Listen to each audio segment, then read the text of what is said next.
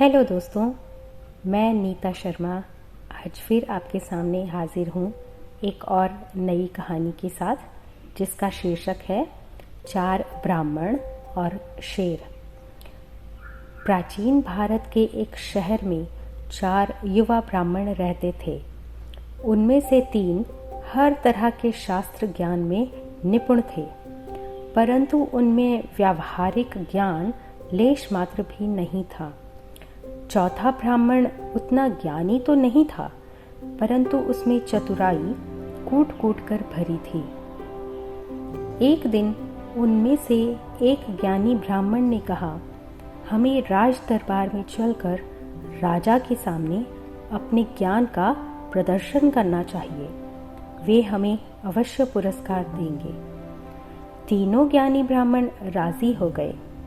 उन्होंने चौथे ब्राह्मण को वहीं छोड़ने का निश्चय किया। तब चतुर ब्राह्मण उनसे विनती करने लगा कि वे उसे भी अपने साथ ले चलें।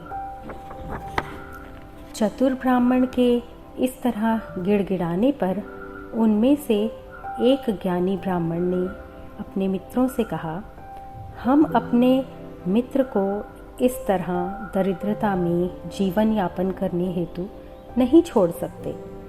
इसे साथ ही ले चलते हैं।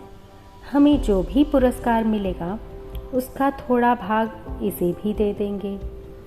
बाकी सभी इस बात के लिए राजी हो गए और उस राज्य की राजधानी के लिए प्रस्थान कर गए। रास्ते में एक घना जंगल पड़ता था।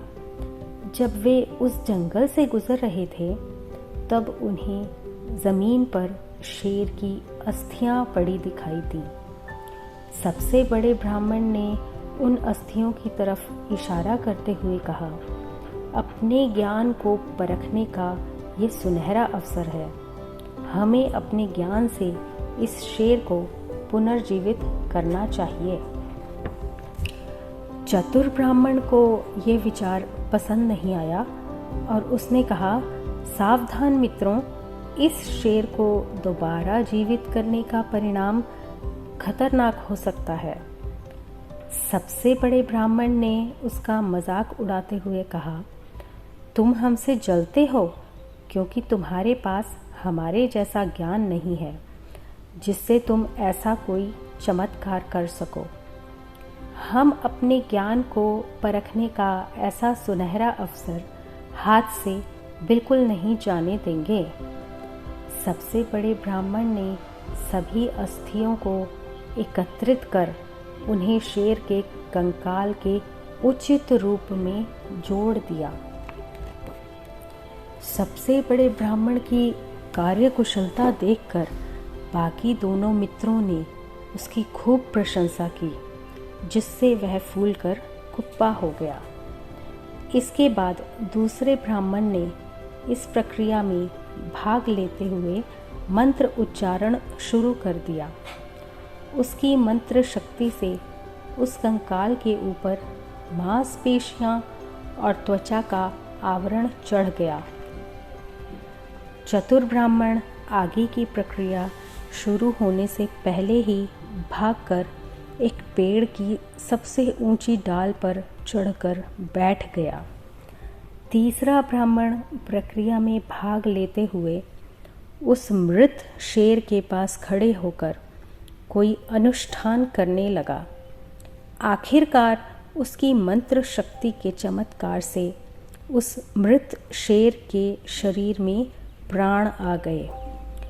तीनों मित्र अपनी सफलता पर झूम उठे और अपने ज्ञान की प्रशंसा करने लगे।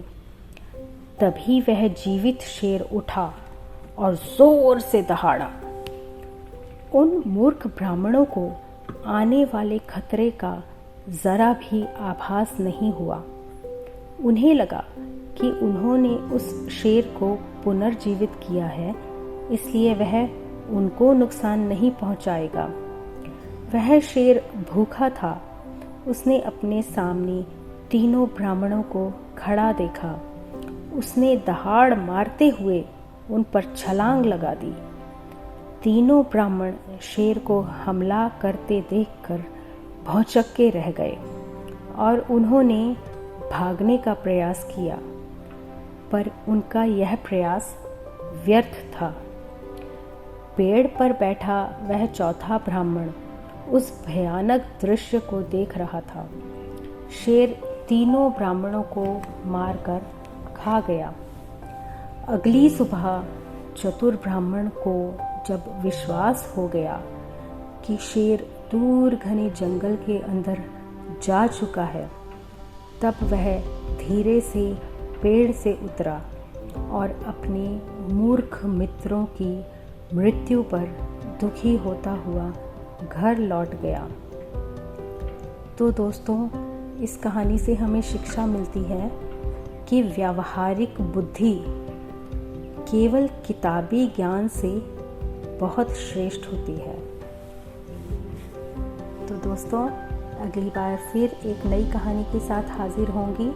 तब तक के लिए अगर आपको मेरी ये कहानी पसंद आई हो तो इसे लाइक और सब्सक्राइब करना ना भूलें। Thank you.